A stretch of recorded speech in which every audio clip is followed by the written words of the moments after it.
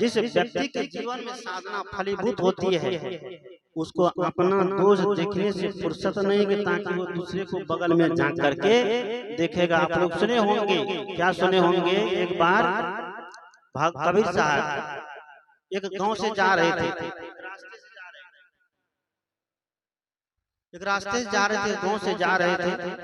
एक चौराहे पर गांव के बहुत लोग, लगभग 50-100 लोग मिल करके एक महिला को पीट रहे थे, पीटना चाह रहे थे, मारना चाह रहे थे।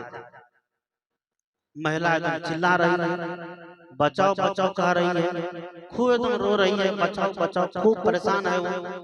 लेकिन सब लोग कहते नहीं, मारो, मार डालो। किसी के मुंह से ये नहीं निकलता है कि इसको बचा लो।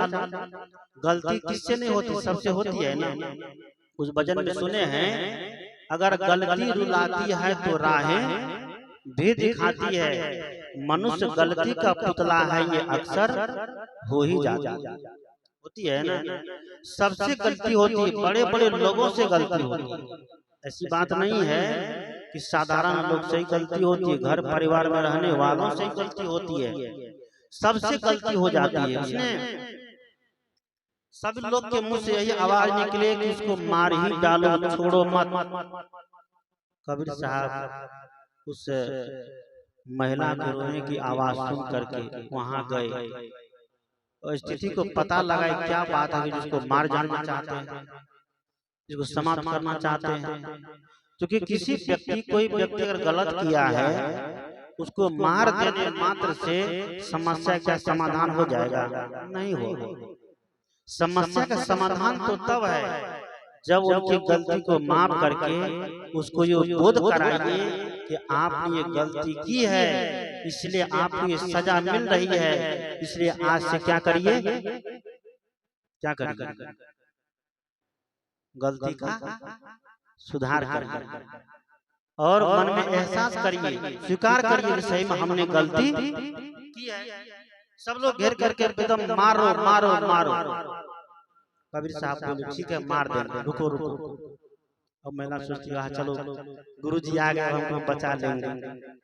कबीर साहब कहते हैं ठीक है मार ही डालो। अब महिला सोचती है रुका, हम तो सोचे ही बचाने के लिए आए, या भी उसी के साथ में मार डालो। उसने कहा कि मार डालो। कबीर साहब बिल्कुल मार डालो। कबीर साहब बोले साथ में मार दो इनको। कबीर साहब पूछते ये बताओ इसको मारते क्यों हो, इसने क्या किया है? सब लोग कहते हैं गुरुजी ये बहुत बड़ी व्यभिचारिणी है, इसने व्यभिचार किया है, अगर ये रहेगी जिंदा और भी व्यभिचार करेगी, गांव समाज की बहन बेटी बिगड़ जाएगी, उसको इसकी लत लग जाएगी, इसलिए इनको मार डालो, उसको मार देना ही चाहिए। कबीर साहब ने कहा कि बिल्कुल मार दो, पत्थर से मारो, डंडा से मारो, लाठी से मारो। लेकिन वही लोग मारना जीवन में जो कभी व्यभिचार नहीं किया हो, जो कभी गलती नहीं की होगी, वही लोग मारना। सब लोग मत मारना। अब जिसके हाथ में पत्थर था पत्थर छूट गया, जिसके हाथ में लाठी थी लाठी छूट गई, जिसके हाथ में डंडा था डंडा छूट गया, जिसके हाथ में भाला था भाला छूट गया, फारसा छूट गया, सारे अस्त्र शस्त्र सारा लाठी डंडा क्या क्या सबका नीचे का नीचे रह गया। जैसे देखता है अरे गलती तो हम इससे भी बड़ी बड़ी कर चुके, ये तो एक बार की है, लेकिन हमने तो हजारों बार गलती कर चुके हैं, हमारा कैसे माफ होगा जो इसको हम मार रहे हैं, हमारा कैसे माफ होगा? सब लोग हाथ जोड़ के खड़े हो गए। कबीर साहब कहते गुरुजी माफ कर दीजिए, अब हम दोबारा ऐसा काम नहीं करेंगे। इसलिए कहते हैं, कबीर साहब कहते हैं एक दूसरे की बुराई देखने वाला कभी सत्संगी नहीं हो सकता है, एक दूसरे की निंदा करने वाला कभी वो ध्यानी नहीं हो सकता है, एक दूसरे की चुगली करने वाला कभी वो ज्ञानी नहीं हो सकता है। क्योंकि साधना संपन्न व्यक्ति के लिए, आत्मबोधि व्यक्ति के लिए आत्मबोधि उसका सर्वोच्च रहता है। वह दूसरे के दुख को नहीं देखता है, खुद की दुख, दूसरे के दोष को नहीं देखता है, खुद के दोष को देख देख करके उसको निकालते रहने का काम करता है। इसी को क्या कहते हैं? साधक कहते हैं। इसलिए सदगुरु कहते हैं अपने आप का बोध ऐसे नहीं हो जाए केवल हम माइक पर बोल देंगे, जोर जोर लंबा भाषण दे देंगे, इससे क्या आत्मबोध हो जाएगा? नहीं होगा। इसके लिए विधि है। क्या विधि है? आप बैठिए साधना में और घर में एक नियम बना लीजिए कि हमें सुबह और शाम बैठना है साधना के लिए, गुरु का भजन के लिए, परमात्मा का भजन के लिए, आत्मा का भजन के लिए, आत्म उद्धार के लिए। अगर ऐसा नियम हम बना लेंगे तो हमारे घर का बच्चा का संस्कार सुधरेगा कि नहीं सुधरेगा? आज देखिए छोटा छोटा बच्चा, 10-10 साल का बच्चा, 8-8 साल का बच्चा पुड़िया खा रहा है, दारू पी रहा है, और तो और सेनफिक्स पी रहा है। क्या पी रहा है? सेनफिक्स पी रहा है। वह बच्चा कितना दिन तक जिएगा? कितना दिन तक जिएगा? अगर जिएगा भी, मान लीजिए बहुत दिन जी भी लेगा, तो समाज को क्या देगा? अच्छा संस्कार दे सकता है? नहीं देगा अच्छा संस्कार। और हमारे समाज में आज अच्छे संस्कार के लोग, संस्कारवान लोगों की क्या हो गई है? एकदम कमी होती जा रही है, नहीं हो रही है। और अच्छे लोग जिस दिन बोलना बंद कर दिया जब से, तब से हमारा समाज और बिगड़ गया। पहले अच्छे लोग बोलते थे, अगर दूसरे के बच्चा गलत कर ले तो अच्छे लोग उसको अधिकार पूर्वक डांट करके, टपट करके, मार करके भी कहाँ लाते थे? सही रास्ता पर लाते थे। लेकिन अभी तो आप अपने बच्चे को भी नहीं डांट सकते। डांट सकते हैं कि नहीं डांट सकते? अब आपका परिवार नहीं रहा। पहले परिवार होते थे, तो एक परिवार में 10-10 सदस्य होते थे। आप परिवार नहीं रहा। अब जो परिवार है वो क्या हो गया है? युद्ध का द्वार हो गया है ना। आज का नारा हम दो हमारे,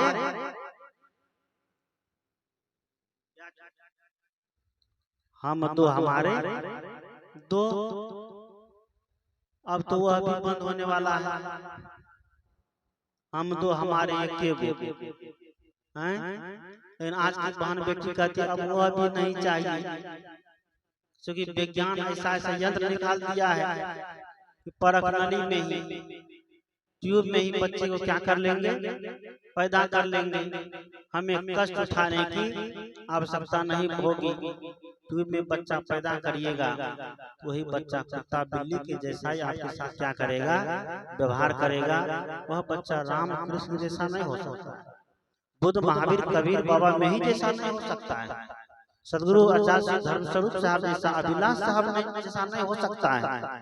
जिसके अंदर कुछ कुछ के संस्कार भरे हो, वह ध्रुव और किसके जैसा? नचिकेता जैसा नहीं हो सकता है, भक्त प्रहलाद जैसा नहीं हो सकता है, सीता सबरी सावित्री मीराबाई जैसा वो नहीं हो सकती है। इसलिए सदगुरु कहते हैं आप अपने बच्चे को प्यार दीजिए तो बुढ़ापे में आपको क्या मिलेगा? प्यार मिलेगा। आज बच्चे को प्यार देना भी नहीं चाहते।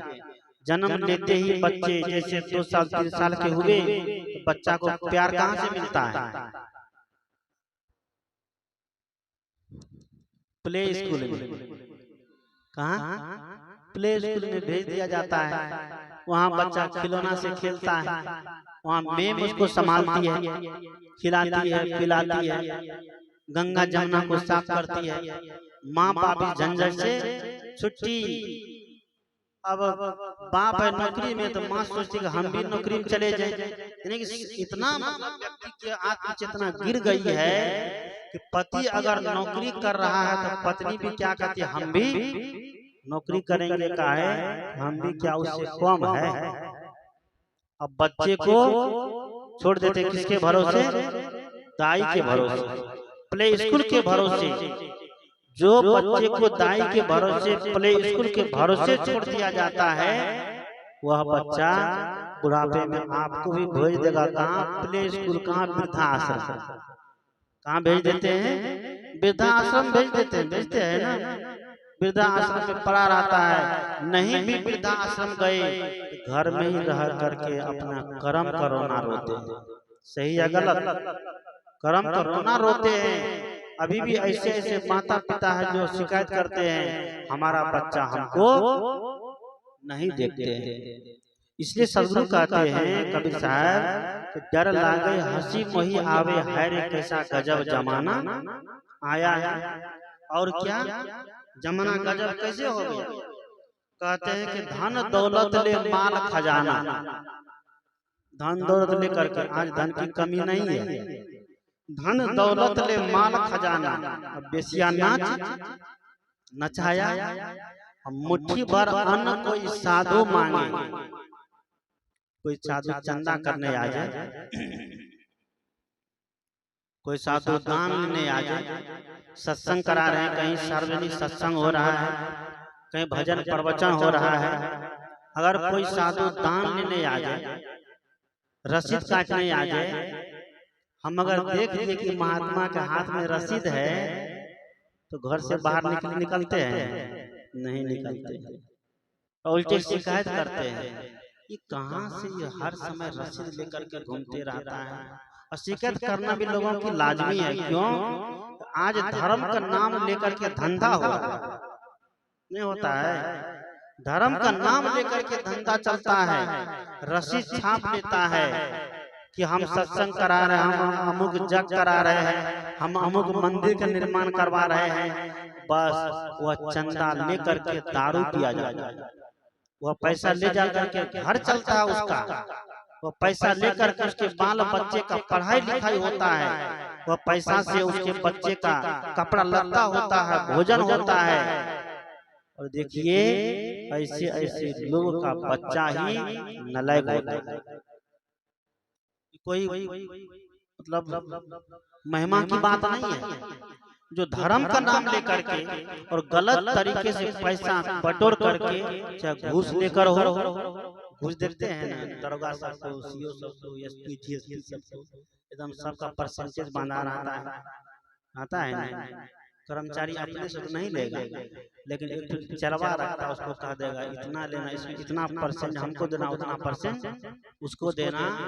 और ऐसे ऐसे अभिभावक का बच्चा एकदम नालायक निकल गया, क्योंकि गलत तरीके से अन्न उसको खिलाया जा रहा है। और जैसा खावे अन्न वैसे बने कौन चीज? मन। जैसा खावे अन्न वैसे बने मन, और जैसे पीवे पानी वैसे बोले बानी। हम जैसा अन्न खाएंगे वैसा हमारा मन हो जाएगा, और जैसा पानी पिएंगे वैसा हमारी वाणी हो जाएगी। भगवान कृष्ण ने गीता में कहा है क्या? आहार शुद्धो सत्व शुद्धि, सत्व शुद्धि दुर्वा स्मृति, स्मृति लंबे सर्व ग्रंथि नाम विप्र मोक्षः। कि आहार की शुद्धि से सत्व की शुद्धि होती, तत्व की शुद्धि हो जाती है। भोजन हमारा शुद्ध होगा तभी भजन क्या होगा? शुद्ध होगा। आज भोजन ही हमारा गलत है ना? गलत। आज प्रत्येक घर जो यदुवंशी समाज जिसको कहते हैं, इसमें भगवान कृष्ण का एकदम बहुत बड़ा योगदान है।